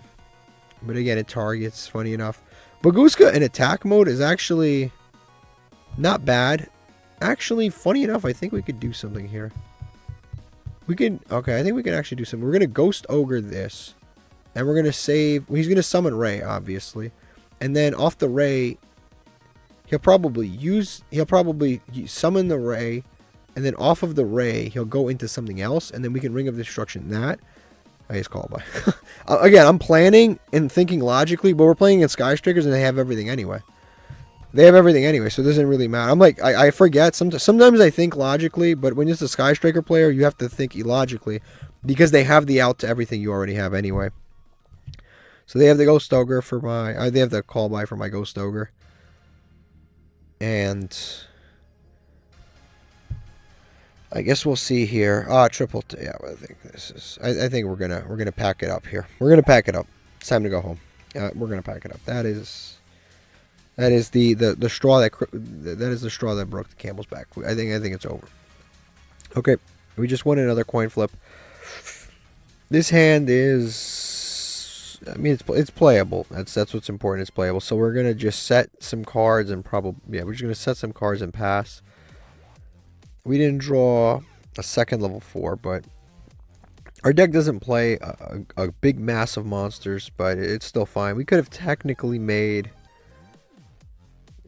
We could have technically made something like a Link 2, but like for what? So they're playing this deck. This deck is annoying. We're gonna have to figure things out here. Well, at least we kind of know what we're doing, right? Okay, this searches Millennium Ankh, but it has to resolve. So this is perfect. We're gonna Ghost Ogre this, and if we Ghost Ogre this, he never gets to get his Millennium Ankh. That's really good. That gets popped, doesn't summon, and it shouldn't resolve. Perfect. That stays where it is, and he paid 2,000 for nothing, but he usually has other stuff. What we have to pretty much negate is the Millennium Ankh. That's what we have to negate. He's going to summon this thing out. Sure. If he activates Millennium Ankh, we just negate that. And then we go on from there. He's going to reveal the Blue Eyes. Blue Eyes can be a little bit annoying, though, I'm not going to lie. This Blue Eyes searches Millennium Ankh. This Blue Eyes can definitely be annoying because it can bring itself back and search itself out and stuff like that. It can definitely be annoying. So now he's going to add this. This is what I'm going to have to Solemn Judgment. I don't have a choice but to Solemn Judgment this. Yeah, I have to. Because otherwise, we just kind of lose this duel. Yeah, we lose this duel if I don't do this, so I have to do this. Also, on a side note, it is kind of annoying. I don't know what I'm going to do with this. Because I have so little life points, I don't know what I'm actually going to do now. He's going to go to battle phase. I might actually have to crack down this, even though I really don't want to whatsoever. But I'm so low on life points. I'm so low on life points. You know what? Yeah, I kind of have to do this. I'm going to go ahead and crack down. I have to save myself the life points. I do not want to do this at all. Like I said, my life points are just unbelievably low. If I take 2750, left at, what is it, 1250 life points left. Yeah, that's like nothing. And then just like a small scratch kills us. Okay, this is quite something. So we will summon this out. Venus Chain's not bad, actually. We can go into a Link 2 here. Like a Nightmare Phoenix or something. He's going to imperm. Okay. I mean, sure. And then he scoops. Sorry, alright. That's... Yeah, I don't know what he was even thinking there. Okay, fine. Good enough. See, this is a situation where SP Little Knight would have been really good, actually. Because we could have linked this away, made the Link 1... and then use these two to make an SP Little Knight, banish the card, and then had a super threat there. Alright, so let's check what we get for these two master packs. Hopefully a nice extra deck staple would be great, or some other kind of a staple. We haven't gotten a big extra deck card in quite some time. Baguska was the last one that we got, and that was obviously very important. Archfiend, Yangzing, Delta Hurricane. I haven't really looked into the Yangzings too much. They're a little slow. But they might be something that we can use with our Sword Soul deck. But they are a little bit slow. But we'll check what else we get here. We've got Drytron Midionis. Unfortunately, I don't think I could really do anything with that. I did pull some of the Drytrons, but that requires a bit too much stuff. It's cool that we pulled this one because it's basically a one-up. But we actually need the Ritual Spell. Without the Ritual Spell, you can't play that deck. And the Ritual Spell, if I remember, is an ultra rare. So without that, you really can't play that deck. And we've got the Prophecy, Cubic, another Plague Spreader, a Hollow under here. Unending Nightmare is actually a pretty good card in a lot of random ass matchups. It's just a really good card. Super Soldier, Rituals, another Archfiend, another Pollock is a double normal summon. This is actually pretty good for the Constellar deck. It's another double normal summon. This is like really good in the Constellar deck. It's actually phenomenal. And then Unending Nightmare is just a great staple. It's just it's good against a lot of decks. At the same time, it kind of sucks against a lot of decks too. I might actually end up playing this because it is actually really good against a lot of decks. I might want to try this. The problem is you have to pretty much go first. Like, this is great against like bad matchups that we have in terms of like tier limits. This is good against that. This is good against Kashtira. This is good against Horus. This is good against Dark Magician. Like, there's like things that aren't even bad matchups. Like, in general, this card's just really, really good. But it's only back row removal good. It's good against Snake Eye. The problem is if you go second with it, it's like, what in the world is it going to accomplish? Alright, time to do some quick updates. We have another copy of Pollock. Oh, we already had 3 copies of this. Ha! Well, no point there. So that doesn't matter. We already had 3 copies the entire time. I guess we go to the Diamond 2 deck that we're using right now. And I guess we just update this. I do want to try this Unending Nightmare. I'll put this in. I'll take out, just because it's easy to remember, I'll take out 1 Needle Ceiling, because I can always just take one out and then change it like that. Alright, we lost a coin flip. We drew the Unending Nightmare instantaneously, actually. It's kind of funny. They're probably playing a trap deck of some kind. Either Trap Tricks or Labyrinth or some sort of deck in that department. So getting an Unending Nightmare in this scenario might actually be really good. We'll have to see. He's setting 2 cards, which is like weird. Again, in the pendulum zones, just setting 2 cards. I don't know why over there. But I guess with this hand, we're basically playing a trap deck too. So we'll start off with this. We'll just go to battle phase. Honestly, we have nothing to really do here. Okay, when your opponent summons a monster with 1500 less attack, banish it. That is incredibly specific. Incredibly specific. So I guess we just set a couple of cards and pass. I'm not even going to set everything. I just don't even see a point to set everything right now. I'll just set 3 and pass. Set 3 pass should be good enough. I mean, we've got target 1 face-up spell trap. So this is good against only face-up spell trap cards. But we'll see how it helps for us in this particular case. If they have a field spell or a continuous spell, this will be good. Something like this, actually. Perfect. Perfect. Like, literally something like this. So we're going to activate, use it now. Yep, pay 1,000. Pop this immediately. That way we don't even have to deal with it, and they don't get to search or do any of those effects. Like, immediately has become effective, and it sticks around forever, which is really nice. So if they activate any more continuous cards, we just get to keep doing this. They're going to summon the Ragnarok level 3 monster. Yeah, sure. Yeah, I could, actually, there can be only one's pretty decent against this deck. I'll just take the 15, honestly. Crackdown doesn't do anything.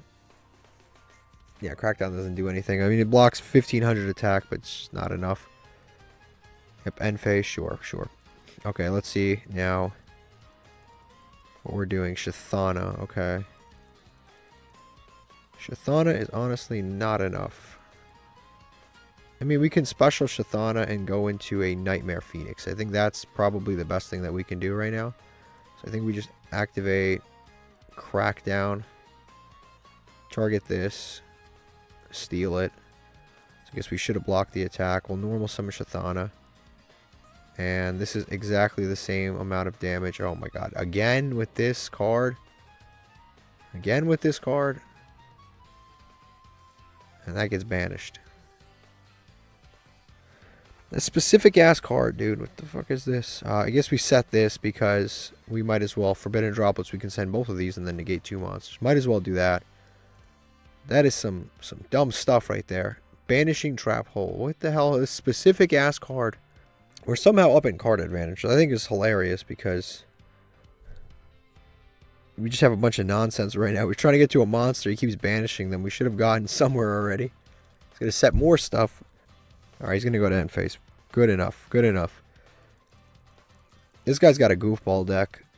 Destruction Durama. This used to be really good, but they changed the ruling on Crackdown. They waited 20 years and they were like, you know what? A monster that's booked goes back to the opponent. I don't know why they did it. They just woke up one day and decided to do that. Was that continuous? How do I do this? Can I destroy this?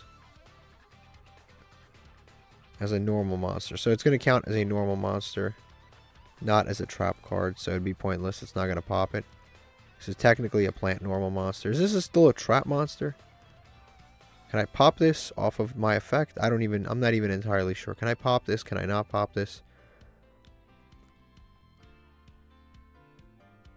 I think I can pop this, but I guess we'll try it. Why not? Let's try it. Never mind. I can only pop my own cards. Never mind. Stupid shit. So this goes back to him. So he gets his monster back for free. And I don't get to do anything. That's whack as hell. Yeah, activate this. Okay. So special summon is a normal monster. It's not treated as a trap. That's the part that I forgot to read. It's my fault. It is my fault and nobody else's. I'll put chaining on and hopefully we can get to it. There can be only one before this guy moves forward. Never mind. Too late. He's going to summon the Ragnarika. And nothing I can do there. I guess he just summons this. Yep, you can target one in the graveyard. It's an insect, so this doesn't even do anything. I mean, I guess I can send something from the hand. Yeah, you know what? I have to do this because then he just link climbs. We'll activate this. We'll send Needle Sealing. Bro, we just need to draw some monster and him not have some sort of a back row out. It does suck that we did that. That was just so stupid. It was on my part. I guess you live, you learn. You live, you learn that this is a trap card that doesn't count as a trap card. But it counts as a trap card everywhere else, but not on the field. Okay. They're going to go into Mulch Army. They're going to go into a Trap Trick monster. I guess I wouldn't have helped anyway, but I guess I could have somewhat prevented that. So he's going to destroy this finally. Sure. So he's going to negate it or destroy it? He's going to destroy it. Sure, whatever. This guy's completely... technically, it's my fault. I evened out the card advantage. It wasn't even him. It was me. I did this to myself. Yep. And now he's going to attack us for 28. This guy had a lackluster deck. But he just, like, had a really good response to everything we were doing. Yep, sure. Yeah, he had a really good response to everything we were doing. Like, our card, the Unending Nightmare was actually really good, but just every time I try to get anywhere, he just banished my monster. Alright, so Uppercut is a really good draw right now. Hopefully this isn't another card that stops this. So we'll summon this out, and we'll activate the effect. Hopefully we can actually search this time around. Bottomless, of course. Remember when all of them were 1500 or less? Now we summon 1600 or 1500 or more, and it's bottomless. Of course, they have the exact out to the exact situation again. And now we can't special summon this. We wasted our normal summon. We gotta just hope they normal summon something and don't just go to battle phase. Of course, they have the exact card. I summon a monster with 1500 or less attack twice in a row, and he has Banishing Trap Hole. I summon a monster with 1500 or more attack, and he has Bottomless. And of course, he's not going to summon anything, so we're just going to lose. Yeah, this is some dumb shit. That was just stupid as hell. Alright, we have an amazing hand, but we lost the coin flip, so we're at his mercy. Whatever he's got, tier limits. Tier limits. We have Necro Valley. Oh, yes, tier limits, and he's going first. So by the time we can activate this, it'll be totally worthless anyway. And it doesn't matter how many cards he's playing. He's never going to brick because it's tier limits. He's going to mill perfectly any second now. Whenever he does eventually get to mill. But man, that sucks. We have the out, but we lose the coin flip. Last duel, we win the coin flip. He has the perfect stuff. But last one was kind of my fault too, because I popped that card, and it said, this card's not treated as a trap card. And I should have known. He's going to add screen. He's going to go Kid Kalos. Yep. Kid Kalos. You can use this effect. You can use this card too. He's going to mill 3 for this. Trick Clown. Look at these mills. Mill, mill, mill. Look at these mills. Trick Clown. Why do we have to lose this coin flip? Why couldn't we lose the coin flip where our hand was fucking garbage? Why couldn't we lose that coin flip? He's going to mill the 2 of this Weiss card. We gotta just hope that... I mean, the thing is, like, okay, I summon... I get Necro Valley, right? I activate Necro Valley, and then what? Our best case scenario, because this guy is not going to whiff on any of these mills. He's going to continue to mill perfectly. Our best case scenario, honestly, is probably to activate Necro Valley. He tries to negate it, and then we hit the Necro Valley with something similar. Like, we hit Necro Valley with our Forbidden Droplets. We discard these two, probably. And then, well, no, we activate Necro Valley, then we Forbidden Droplets whatever he tries to do to stop our Necro Valley, and then we hit him with Battling Boxer. And then we'll summon out maybe... Honestly, again, this is one of those... It looks like one of those situations is probably a wonky quartet situation. I don't even know what he just reset. I imagine it's probably, oh, this negates cards on the field up to the number of Lightsworn monsters he controls. So that's another major problem, and that I can't do anything about that. Because that's coming off a trap card, so I can't even... Well, I guess I can Forbidden Droplets still, but... He's probably going to be able to get to a Punishment Dragon. Not Punishment Dragon, the Fusion. I forget which one. Judgment. Enlightenment. I don't know which dragon it is. Enlightenment Dragon, probably. Yeah, it's Enlightenment Dragon. It's not even located here. It's going to be located here, right here. Enlightenment Dragon. That can pay 2,000 to banish everything. She protects from banishing. Engraver. These people are so lucky. Bro, why couldn't I win this coin flip, man? Why couldn't I win this coin flip? Why did I have to win the fucking stupid-ass coin flip where we drew, like, unusable cards against the deck that didn't do anything anyway? He's going to go Minerva. You know what's crazy? He's playing Grasslick Screener. He's not even playing 60 cards. He's playing, like, 54. Like, why would you even... Those mills almost sucked, but then he milled the transaction rollback, so he can copy a trap card. So now if he can put like some other broken trap card, he can really get us. Yep, Snow. Why not? Might as well. He's going to hard summon out Punishment Dragon, which is kind of shocking. But I guess, yeah, he banished the Lightsworns since he discarded that one. So now he can make Enlightenment Dragon with those two. I can negate this, actually. This card, you can pay 2,000, banish all other cards. And in the graveyards. So he's going to be banishing his own Fiendsmith stuff. I guess it doesn't matter because it's on the field right now anyway. But he can we'll banish that. Summon Curious. Now he can send a really good trap card to the graveyard. Depending on the trap card, he could lock us out of stuff. If he sends like the zombie trap card. The Shiranui / Mayakashi trap card, he can like lock us out of playing. But now he's going to send just a Kashtira. Tier Limit Kashtira. It seems like a waste to send that. You could send any card in the game to the graveyard. To send that, it just seems like very underwhelming. Plague Spreader Zombie. Look at these mills, bro. Felice, Wolf, Ghost Meets Girl, Plague Spreader Zombie, and Mudora. Do these people ever whiff? Bro, he made the wrong play and it still worked out. These people are unbelievable. He made the wrong play. What he was supposed to send was just a trap card. He was supposed to send this trap card to the graveyard. That would have been safe. But no, he's like, no, I'm going to gamble even more. He sends this plus this. No, he sent this and then milled 3 off of him, and he ended up milling 5 amazing cards. Every card he milled was usable. Insane. Mudora. And he didn't even activate some of these. Now he's going to shuffle back 3. I guess to use next turn. He's playing it kind of like a moron too. But he can just do this on my turn.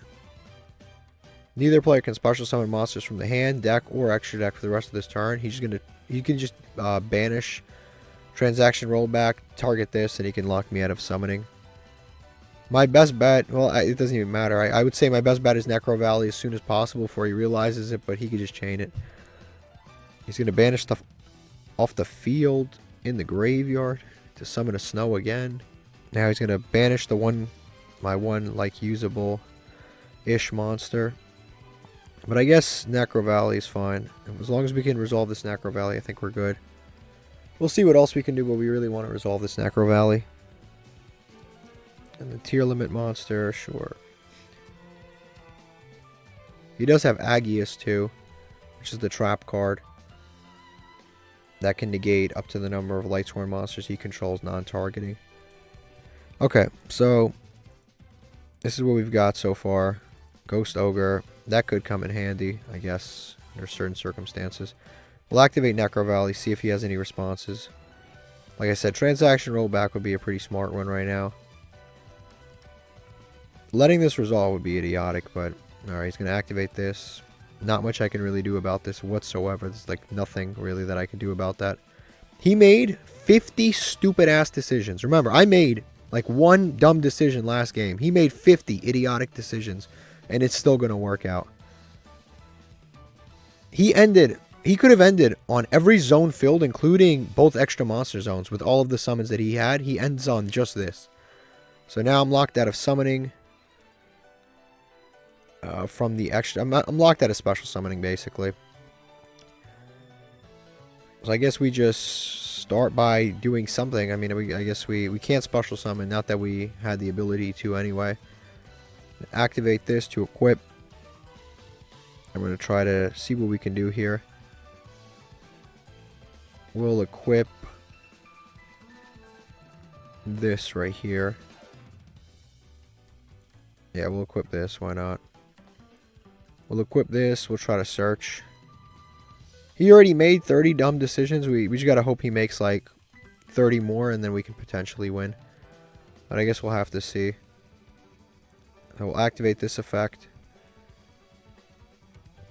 We can destroy this to draw. Yep. Eternal Galaxy, right? You can head right back where you came from. And now we go to battle phase here. We'll attack over this. If I just ran over this, he could just summon it back anyway. If you read this effect, he could just summon them back for free. And he could summon Judgment and Punishment Dragon. So getting over that wouldn't have meant anything regardless. So we can just attack over that. Now the issue here is he could just quick effect banish. Yeah, banish all other cards on the field and in the graveyard. So if I set anything, he can just use the Enlightenment Dragon anyway. So I guess we just go with this. Is this permanent, by the way? Was that banish? Was that negate permanent until the end of the turn? Okay. So at least that's good. So we don't want to set this because we want to activate it just in case he activates Punishment Dragon. So we will... Yeah, we'll just hit the end phase there.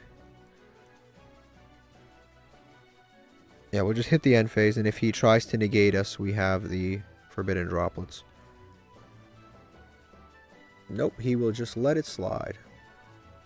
We will just let it slide. Well, we were playing around it to the best of our abilities. So now we'll activate this Angel Statue to special summon this out. Unfortunately, like I said, he has the Enlightenment Paladin. Yeah, you can just banish everything anyway. I guess we do Ghost Ogre. Why not? We'll just Ghost Ogre it off the field. Unfortunately, it's still going to resolve. Yeah, it's still going to resolve. It'll banish everything. It won't banish Curious. Is that just get negated? Why'd that get negated? I guess we'll find out later. Maybe Ghost Ogre was the out here. Banish all other cards on the field or in the graveyards. I'm not sure why that was negated, but I'm sure I'll figure it out later. Now the only thing is now we have to deal with Judgment Dragon and Punishment Dragon, because technically he can summon them. He does have the Light Sworns, and this can destroy all other monsters on the field. And that too. Why he summoned both of them, I'm not really sure. Yeah, I don't know why he summoned both of them. The problem is, like I said, he's got too much, like, already in the tank to even do anything about any of this. He's got too much already, like, worked out here. He's already milled 80% of his deck. And he's already got all of this amazing stuff in rotation. If we had Necro Valley'd first, we probably would have just won in 9 seconds. But now he gets to do all of this. None of this matters. See, the milling doesn't matter anymore because now we have Necro Valley. He can mill a million cards. I don't care. Nothing does anything. Yep, milling doesn't matter. My hope is that he goes into some sort of a rank 4. That would be, like, amazing. If he goes into a rank 4 with some of these monsters. Or no, if he goes into, like, a link 4, that would be amazing. He's going to attack over this. I guess that's not too bad. That'll get destroyed. Never mind, it doesn't get destroyed. Is there something shutting down graveyard effects? Okay, I was about to say, is there something I'm not seeing here? That I'll get destroyed, sure. the Dragonling, and that should be game, right? 3,000, 3,000, 16, and 28. That is game. Yep, that's game. To be fair, I didn't know that Enlightenment Dragon lost to Ghost Ogre. That was a very weird ruling. It destroys all other cards on the field. So I guess it has to remain on field to be able to destroy all other cards on the field. Who would have known? Okay, we won the coin flip. This is a pretty good hand, actually. This is a pretty good hand. I hope they're playing tier limits. This is a perfect hand to play against tier limits. We're going to start off with the reinforcements of the army. We'll see if they have an ash of some kind. Nope. Not for this, anyway. We will grab... I guess we'll just add... Here's what we'll do. We'll grab Ascended Sage.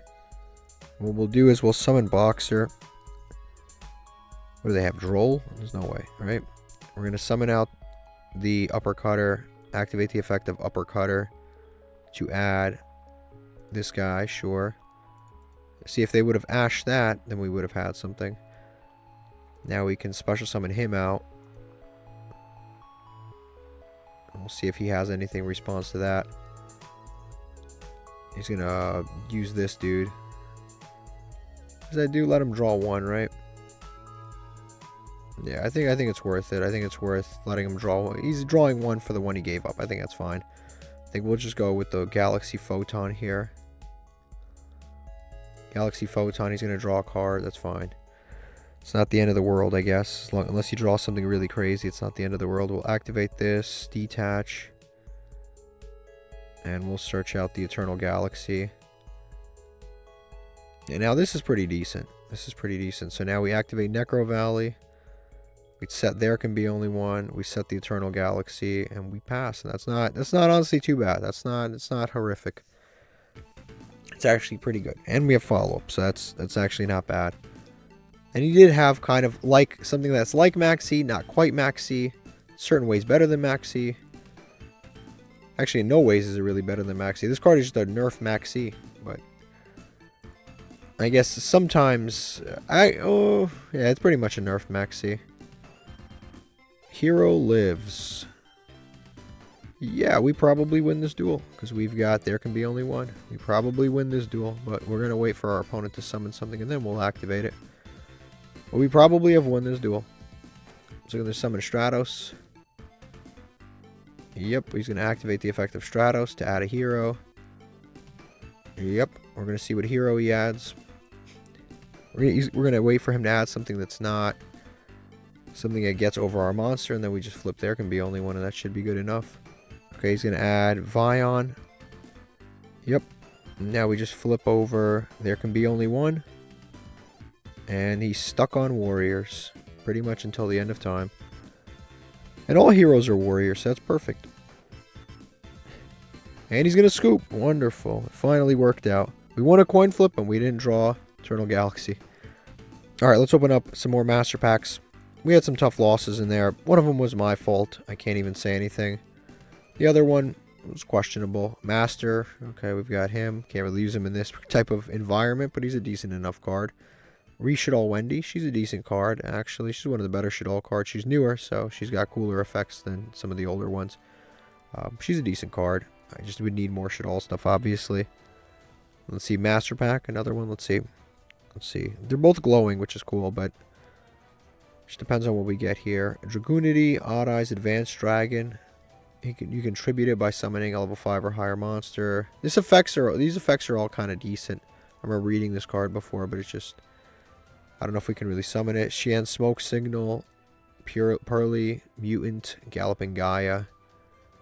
I don't think anything here is really too usable. I guess this is technically somewhat usable. Alright, look at this hand. Okay, we've been drawing a lot of these cards a lot lately. Like, I'm telling you, the Master Duel Shuffler has to be broken to some degree. Sometimes you'll draw the same cards all day long. We've drawn this and this and this and this over and over and over and over again. That's a good thing he used that because I wasn't going to do anything anyway, so that's perfect. We're going to activate the Magistus, target itself, don't Ghost Ogre ourselves, and then we're going to grab this, equip, search, and draw eventually. We're going to draw. So we're I'm going to do this. We've literally been drawing these like 4 cards over and over and over. Duel after duel after duel. It actually doesn't make sense why we keep drawing pretty much the same hands. It doesn't actually make sense. Shathana, that's another card we've been drawing a lot, so we'll put that back. And then we'll just go, we'll rock with what we have on field right now. We'll go with this, this, and this. And hopefully this is enough to really accomplish something with. So we'll just end phase here. We have Ghost Ogre, there can be only one, and some kind of weird interruptions. But we've got some other interruptions. So we've got Forbidden Droplets and some oddball interruptions here. They did Maxius, but they didn't do anything with it, which is good. They're already setting stuff. This is actually really good. And they might be playing some sort of back row deck, so I'm going to go ahead and activate the Angel statue here. The reason I'm doing this is because Angel statue is pretty good if I make a Time Thief off the Angel statue. It's pretty good. So if they are playing some sort of a back row deck, this could come up. That I don't really want to go into because that is a lot of... That actually prevents me from attacking. It's not the end of the world if I go into it, because I could technically make 2 Xseed monsters. I'll go with that. We'll attach this, and this will allow us to pop cards. Even though we won't be able to draw, it'll allow us to pop things. Which is cool. We'll pop itself and this card right here. We'll see what kind of deck he's playing. Either I pop or I don't. We kind of see what they're playing. Bottomless. Interesting. Interesting with the bottomless.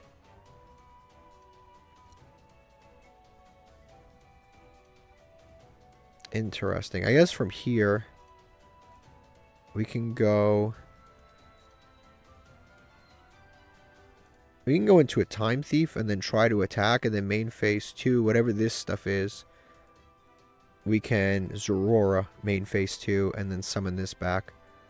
So right now, yeah, we can special summon this using these 2. We'll try to attack. We'll see what he's got. What kind of interruptions and negates and whatever he's got, we're going to kind of find out here.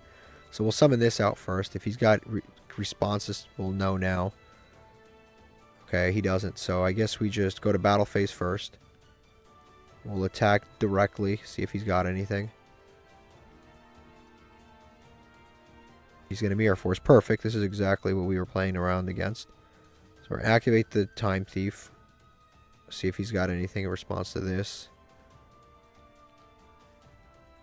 And he doesn't. Perfect. So we're going to be able to use this effect. So we'll detach the monster. Time Thief will be off the board. This won't resolve. I mean, it'll try to resolve, but there's no damage being done. Then we go main phase 2. And now that this is in the graveyard, we can go Zorora. And now with Zorora, we can actually get some real stuff done. Please don't do it on Endymion. You shouldn't know that. Why do you know that? Why do you know that? I hope they don't do it on Endymion, because that would be like incredibly weirdly specific. Why would you know to call by the grave Endymion? There's no way. Who knows that? This guy's whack as hell. What kind of shit is that? Why did you know that, man? Why did you know that? Alright, so there's no point. I don't have any other spellcasters.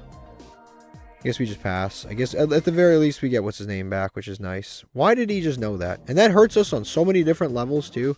Because on top of just losing the ability to summon back Endymion, we also lose the water monster, so we can't summon Drag. I mean, we can summon Dragite, but it doesn't do anything. That's such a random like hit. I hate when people do that. They don't know what they're hitting, but they hit something by accident and it ends up hurting me.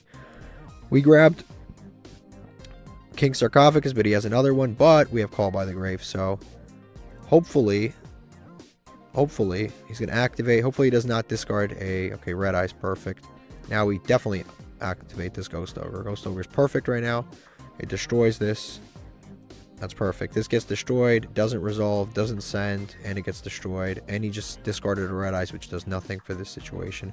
We gotta just hope this card is useless, and it is, because he passed. Perfect. Now, if he already had that card in hand, why did he pass? Why did he pass? Okay, this is what our opponent's playing. It always feels great to beat a rival. This is the definition of a noob deck. They've got Mirror Force and a Royal Rare. They've got the Horus package, including this one. They've got Dragoon, why not? 10 card extra deck, nobody knows why. Lava Golem. This is a deck that could have easily have beaten us. Easily. because sometimes this deck just gets lucky. All right, let's open some more master packs. This one's not glowing, but there's too many damn rares that we still need. As a matter of fact, I'd argue there's more rares and commons that we need. We actually just pulled this recently, so now we have multiples of this. When this gets destroyed, it summons another one. So it kind of floats into itself. Multiplication, cool. Boo Boo Game, Dragon Mastery, Wind Up Rat. And this card's not bad, actually, but obviously I don't have enough Magical Musketeers, and most importantly, I don't have the Link 1, which is the most important one out of all of them. If I had like a few of those, we'd be having a very different conversation. The Pendulum Scales are back. We've got Malefic End Dragon. Do I have a Cyber End Dragon? This is actually not bad. This is actually not bad. Other monsters can't... Yeah, this is actually not terrible. If you play a deck with a field spell and you have Cyber End Dragon... I think Cyber End Dragon, idiotically, is an ultra rare in this game. Yeah, it's an ultra rare. Like, why is this card an ultra rare? Nobody knows. Fallen Sanctuary. Yeah, it becomes Sanctuary in the Sky. Squall. Phantom.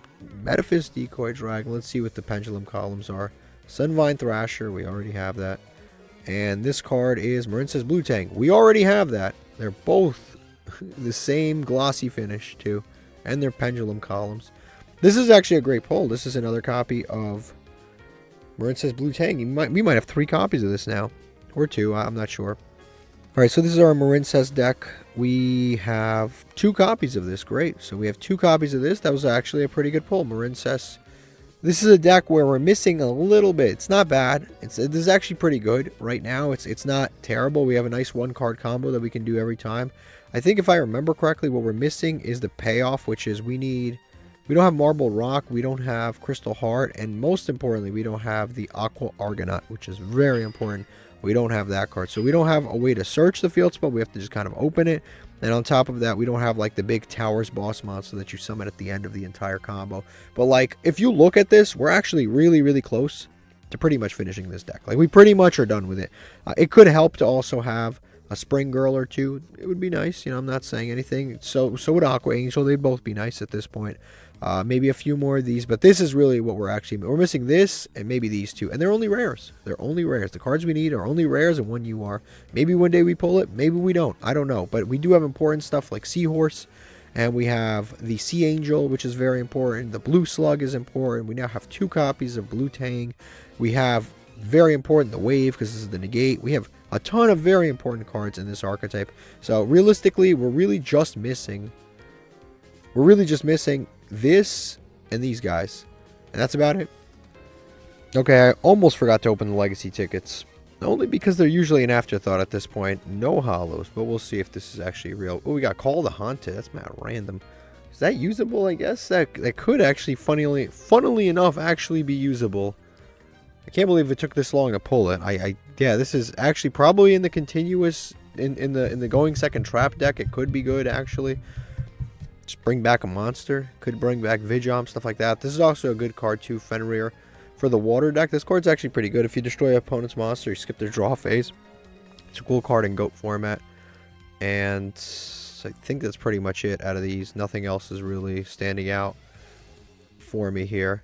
Actually, there's one more thing I have to talk about after these pulls right here.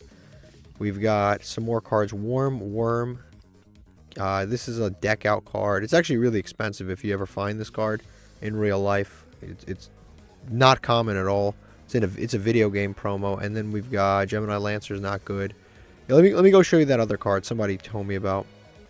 Okay, so we finally legitimately pulled a copy of Call the Haunted. So Call the Haunted, the extra structure deck that you get gives you 2 Call the Haunteds. Now we actually have a Call of the Haunted, so we actually have a copy of that. Also, there was a card that we pulled last episode. Let me find it.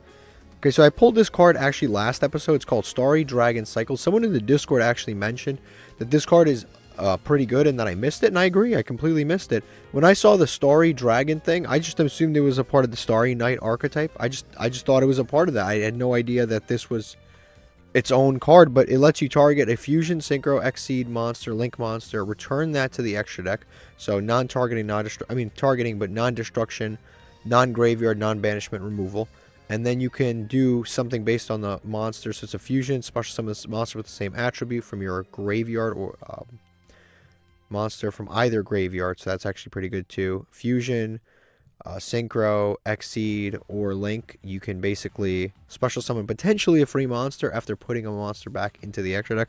This definitely can be very usable in this deck. It's actually, I'd say, quite good. So I'm going to go ahead and try this in this deck next time. Like I said, we have to thin this deck down because we're at the point we're at 65 cards. I can't even add more cards to this if I want to.